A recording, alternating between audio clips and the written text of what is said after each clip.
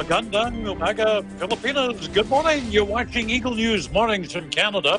I'm Thomas I. Likeness, reporting from our Eagle News studio in the Western Canadian province of Alberta. My city is Edmonton, and we're bringing you news and commentary from across the country. So what's happening this Tuesday morning? Took another 3-day weekend in case you hadn't noticed. Anyway, it's time to get back to work this morning. So I've already had my first cup of coffee. Also checked in with AccuWeather this morning. We'll take a look at the weather in Metro Manila. Right now, partly sunny and 29 degrees. It feels like 34. Now, there was some rain overnight and expect more liquid sunshine this morning. Supposed to get up to 34 degrees today, but it'll feel more like 40. Couple of thunder showers forecast for this morning. And take care if you have breathing difficulties and you're going outside. The air quality is rated as fair. Well, you know what time it is now. Of course it is. So refill that coffee cup. Get that last piece of Pandacel before somebody else does. Sit back, relax, and let's bring you up to date with what's happening in Canada. First, a look at the weather across my country. Our street scene today comes from Calgary. And we thank Tiffany Elisasas for that video. She's one of our correspondents from down in that area of Alberta. You'll be hearing from Tiffany later in the program, incidentally. She has a feature story on a historic building in the city. And I spent a lot of time, a lot of hours in that building back when I was a reporter in Calgary. So let's take a look at the weather. We'll start with the West Coast. We've got light rain in both Victoria and Vancouver. 12 degrees in Victoria. 14 in Vancouver. We travel across the mountains to Alberta, where it's mostly cloudy in Edmonton. 21 degrees. Nice day out there today. Calgary, partly cloudy, 19. In Saskatchewan, Regina is reporting 21 degrees, a lot of sunshine there. Saskatoon, some clouds, and 23. Winnipeg, mostly cloudy and 18 degrees.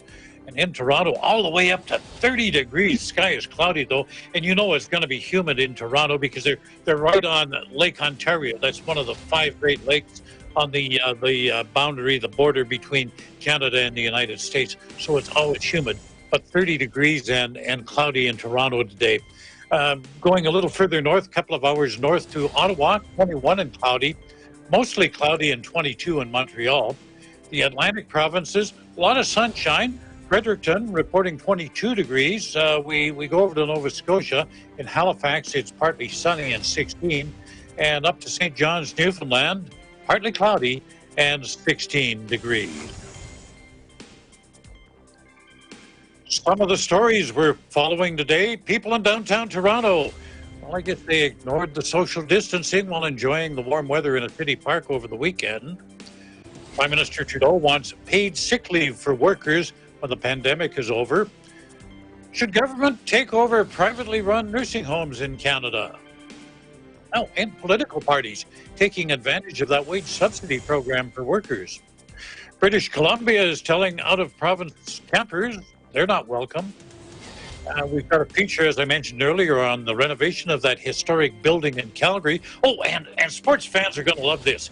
News that professional basketball will resume this summer. At the top of the news this morning, it was a beautiful weekend in Toronto, but there was a lot of anger, disappointment, outrage, and this all over the behavior of thousands of people who ignored social distancing, ignored public health orders, and just jammed into a downtown Toronto park. Eagle News correspondent Raisa Mangilit brings us that story. Ontario began opening its parks and conservation reserves to the public for limited day use access about 2 weeks ago, with the advice that parkgoers remain proper physical distancing of 2 meters apart from anyone from the same household. However, over the weekend, just this Saturday, photos from Trinity Bellwoods Park, one of the more popular green spaces in downtown Toronto, showed thousands of people having picnic in groups sitting close to each other.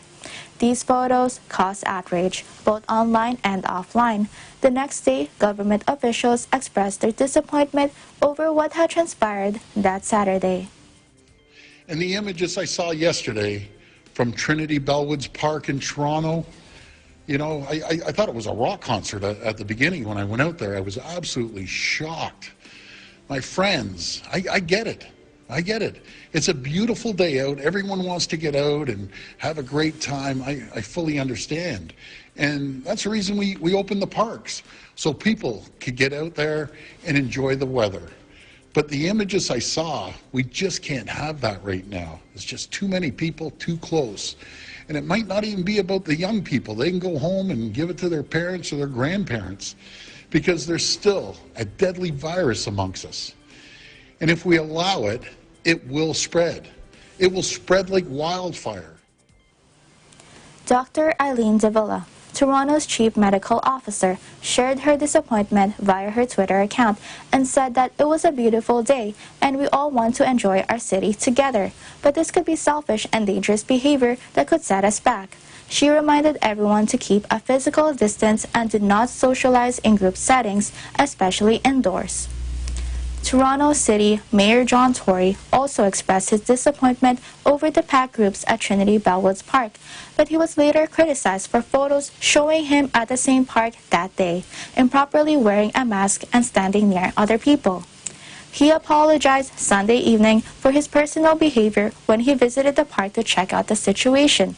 He acknowledged that he failed to use the mask properly and that he should set a better example as the mayor of the city.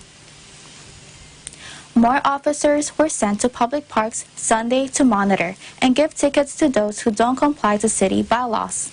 Any 2 or more people who are not members of the same household and do not keep at least 2 meters of distance between them in a park or public square can receive a $1,000 ticket. Indeed, keeping everyone safe is not a one-person job. It is a community effort. In Toronto, Reza Mangilit, Eagle News, we live in interesting times. And it's sad. Some people just don't get it, and I don't get them. Prime Minister Justin Trudeau addressed this morning, and he offered this advice for not only those in Toronto, but others who well, I guess you call them inconsiderate.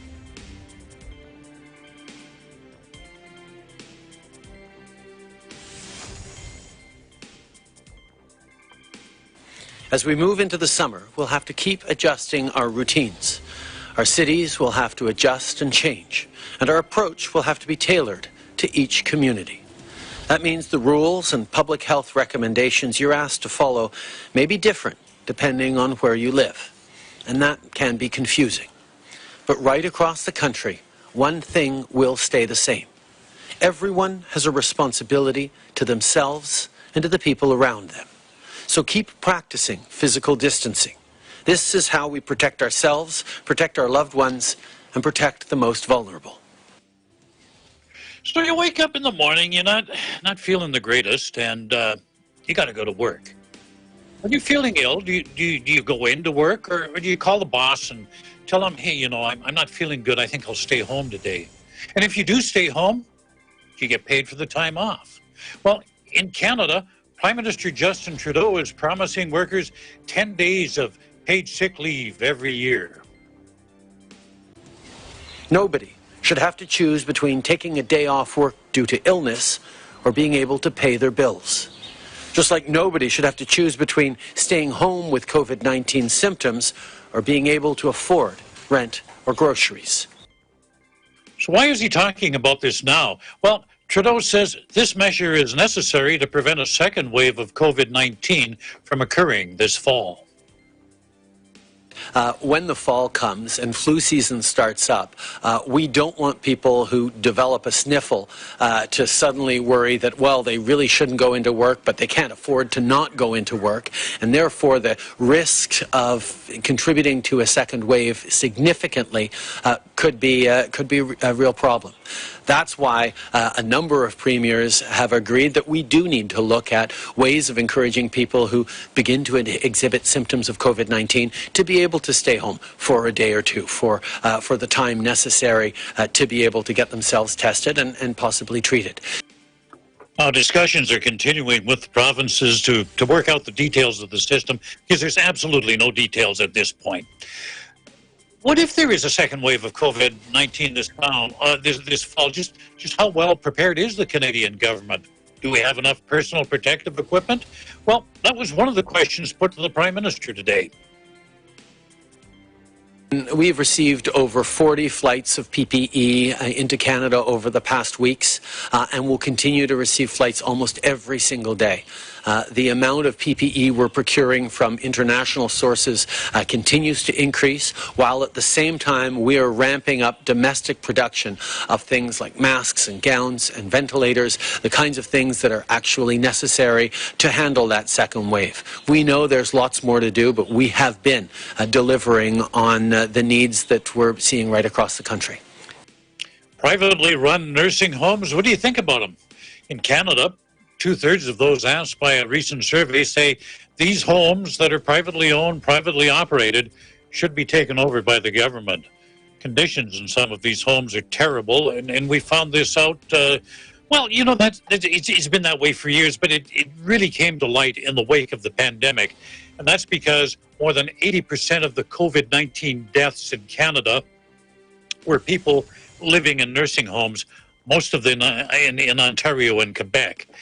In Ontario, more than 280 facilities reported an outbreak, and that led to at least 1,500 deaths. In neighboring Quebec, more than 270 homes were infected, and those infections claimed more than 2,000 lives. Now, this latest study was from the nonprofit Angus Reid Institute. They do all kinds of public opinion surveys, and these surveys aren't sponsored by anybody. They aren't sponsored by political parties or lobby groups or anything. It's a research institute. Anyway, this latest study found that 66% of Canadians say privately run homes should be nationalized. They say this would increase the health and safety of residents. 1/3 disagree with that.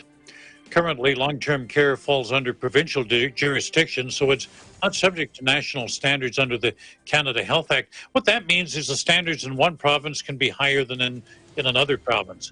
The National Union of Public and General Employees has asked the federal government to change the law. They want long-term care facilities included to ensure consistent standards across the country.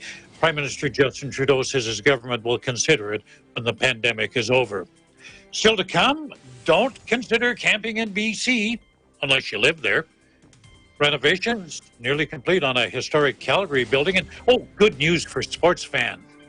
Basketball is set to resume in July. You're watching Eagle News Mornings from Canada.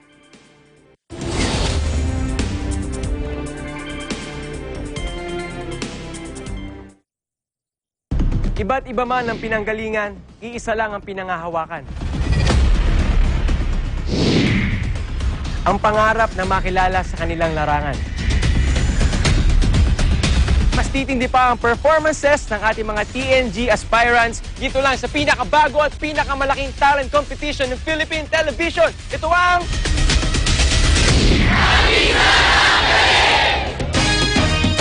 Tagisan ng Galing is presented by SMC Infrastructure, building a better world. Sandig sugar-free white coffee, puno ng white coffee taste without the sugar, kaya lower calories. Try mo na Sandig sugar-free white coffee. Sarap ng white coffee, now sugar-free. Vetaproof Nutrichunks, the only premium dog food with active boost for optimum energy and prebiotics that help strengthen immunity. Just like Catherine Bernardo, gawing listo, ganado ang fur babies niyo. Listo ganado sa Nutrichunks. Magnolia Chicken Templados, delicious, ready to cook and freshly marinated daily. Pure Foods Luncheon Meat, pure sarap for every family. Star Chunky Cheese Corned Beef, ang cheesy ng corned beef mo. Walang duda, kids can tell na #1 ang Pure Foods Tender Juicy. Ang tender, ang juicy, ang sarap. Co-presented by Kubert, expert in air conditioning and electromechanical. Also engaged in structural, electrical, fire protection, plumbing, and sanitary services. Cooper, your ultimate MEPS and air conditioning solutions. Unlad Incorporated International, fight against global poverty. New San Jose Builders Incorporated. Canrib Corporation, your ventilation and air conditioning specialist. Vita Herbs Philippines Green Coffee, masarap, mabango, at healthy pa. Puerto Rico Resort and Convention Center, Cabiao, Nueva Ecija. I love Puerto Rico.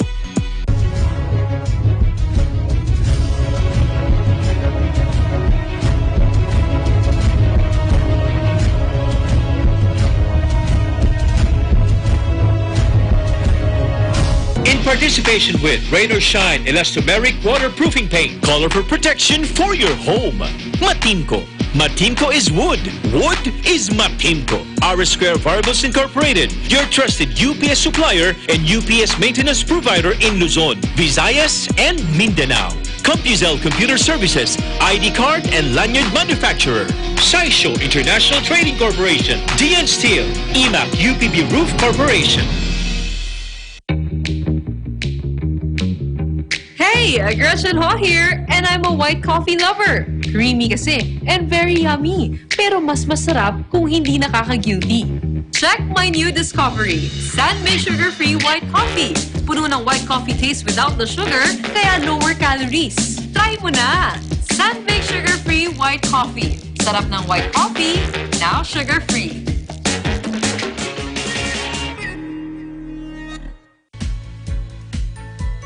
The Bulacan Bulk Water Project is a treatment facility that will provide bulk water to the 24 municipalities of Bulacan to meet the increasing water demand of its residents. Through concessionaire, SMC Infrastructure also initiated the significant improvements of the Manila North Harbor Port, the country's busiest port. Listo at ganado ang baby ko sa vet-approved Nutri-Chunks with active boost and prebiotics na pampalisto. Made with real meat, with essential nutrients to help them grow healthy and happy. Listo, ganado sa Nutri-Chunks.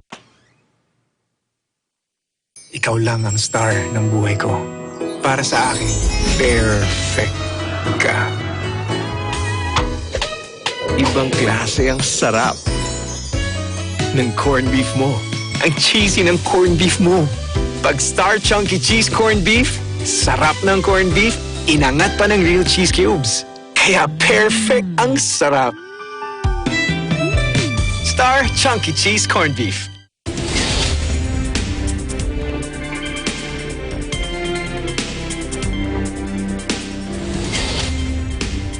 This is Eagle News Mornings from Canada.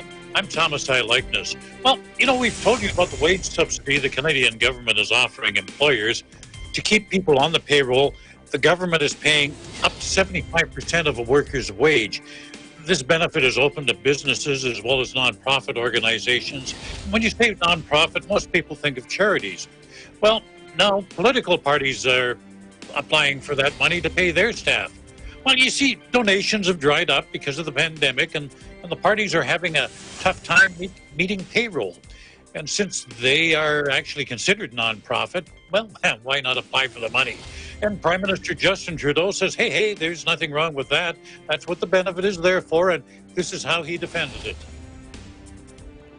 We knew from the very beginning that it was going to be important to ensure that people could keep their jobs, whether they work in the private sector, whether they work for nonprofits or charities, to be able to continue to support their families and to make sure that our economy can come roaring back as quickly as possible once we're through the crisis phase of this pandemic. That's what we ensured was in place right across the economy, and we encourage companies to take on that wage subsidy because it is the best way of keeping a link between workers and the job they do that will ensure that our economy comes back when this is all done. Well, not everybody agrees. A lot of comments on social media from people saying, well, taxpayers have shelled out enough. And the political types, well, they should fend for themselves. The largest outbreak of coronavirus, as we've told you over the recent weeks, is in Quebec, where more than 47,000 cases have been reported since the pandemic began.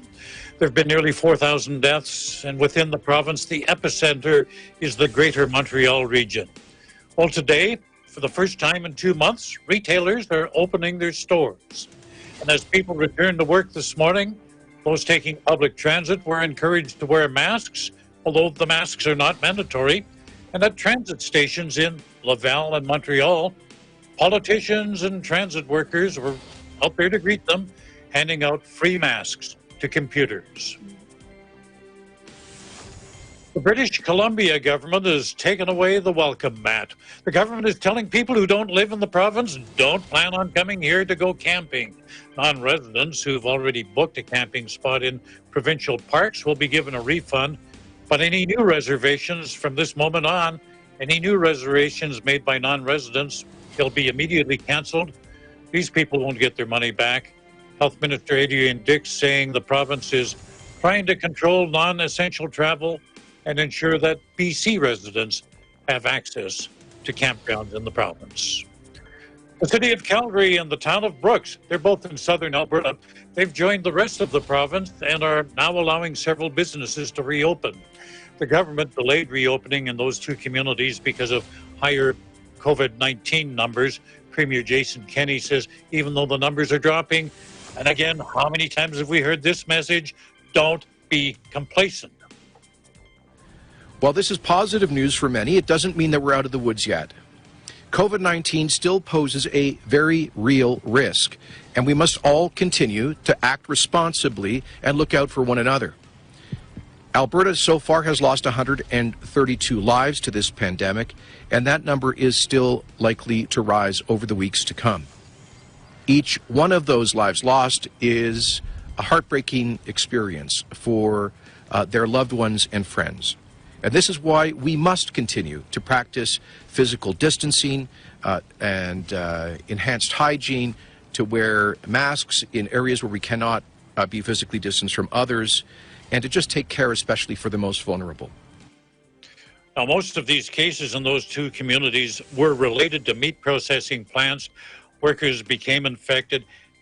The disease came home with them, and others were infected as well. Those were huge outbreaks. That one in High River we've told you about, 950 people infected. That likely was the largest in North America, certainly the largest in Canada. Thankfully, though, those outbreaks have now been brought under control. Only 5 people in High River with the Cargill plant there have an active case of COVID-19, and about a dozen in Brooks in JBL there. Well, still in Calgary, a historic building has been undergoing renovations for the past 3 years.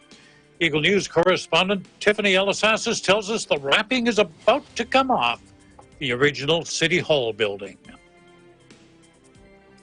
For more than a century, one of Calgary's famous landmarks has been standing strong in the heart of downtown.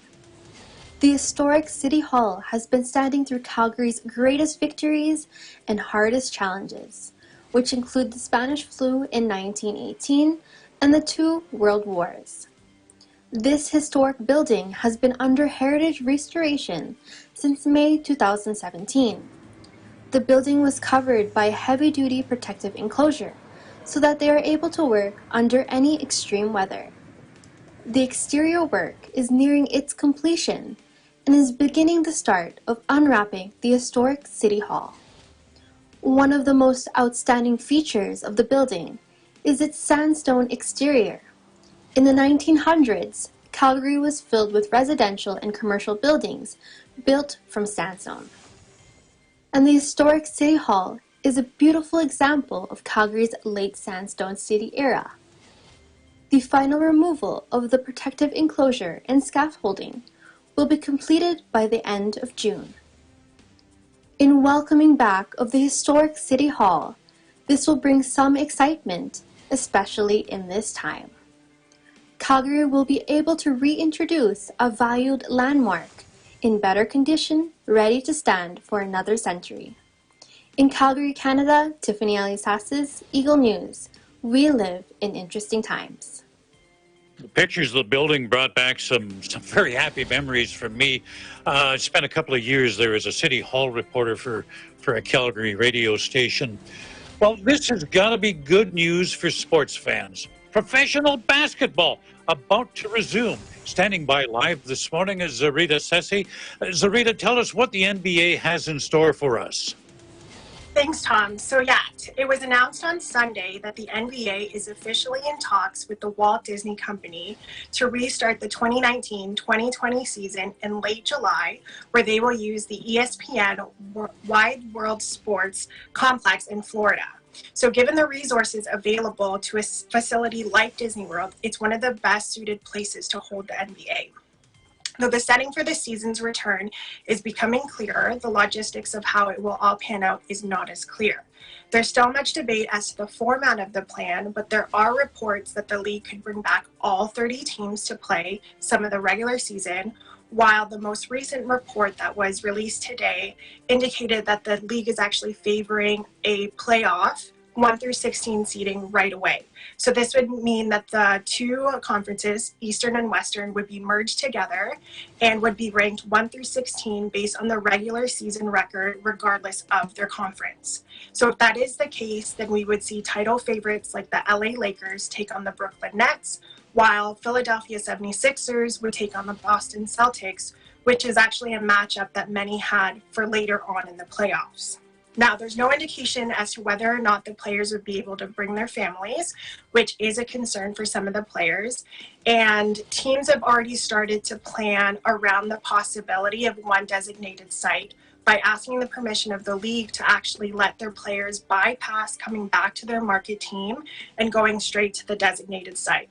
So in the context of the Toronto Raptors, a lot of their players have actually gone back to the United States. So this would mean that they would skip coming back into Canada and go straight to Florida, which then would decrease the chance of exposure.